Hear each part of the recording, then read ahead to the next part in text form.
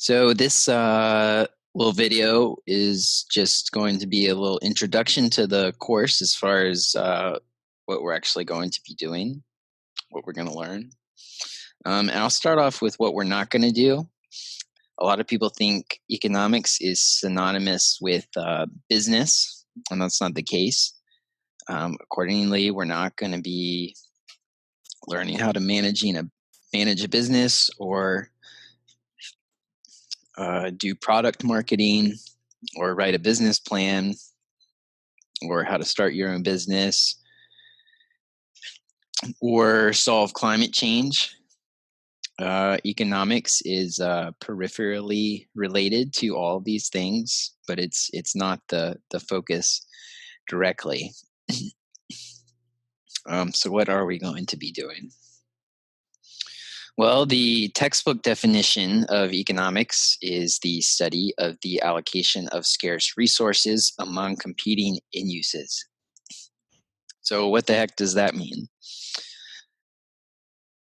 It just means that there's a limited amount of stuff in the world, scarce resources, and we would like to distribute those scarce resources among competing end uses. So we want to take our scarce resources, figure out the best way to use them, and the study of that process is economics. Maybe you want a more practical definition of this course, in which case I'll give you my description. The goal of the course is to motivate this economic way of thinking, which means you're just gonna, the goal of the course should be to develop a lens to see the world through, such that you can apply economic principles to everyday situations. So basically, when you're done with this course, you should be able to read the newspaper and maybe have a unique take on it compared to other people. So let's real briefly, the next 5 slides are going to be economics in a nutshell. If I had to describe all of economics in about 3 minutes. So there's 2 types of agents in the world. There's consumers, aka normal people, and there's firms, which are we typically call businesses.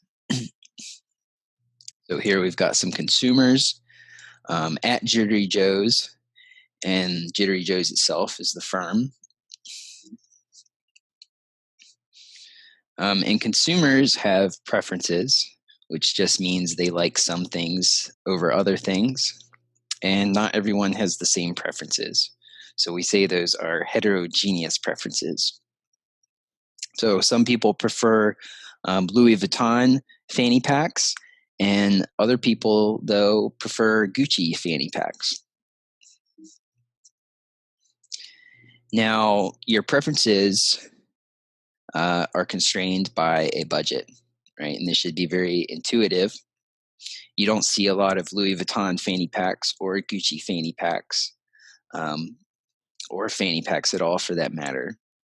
But you're much more likely to see a JanSport fanny pack than the Gucci or Louis Vuitton, because most people don't have budgets sufficient to get Louis Vuitton or Gucci fanny packs. So in general, people are balancing their preferences and their budgets, right? They try to achieve the most happiness they can according to their preferences, but they are limited by their budget. So firms, on the other hand, take inputs, so raw materials, steel, wood, iron, technology like computers and labor, combine all those things and then create something to sell. So just like the consumer's objective is to maximize their happiness, the firm's objective is to maximize profit.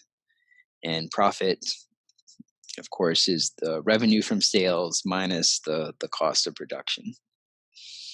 So the firm takes fabric and labor and produces a Louis Vuitton fanny pack, which they can then sell to consumers for a profit.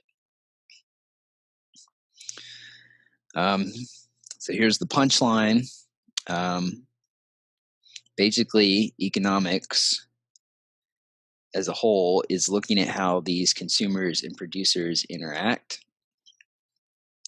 So consumers are trying to maximize their happiness, producers are trying to maximize profit, and they do that by interacting with each other. And so most of this course is going to be analyzing how that interaction takes place.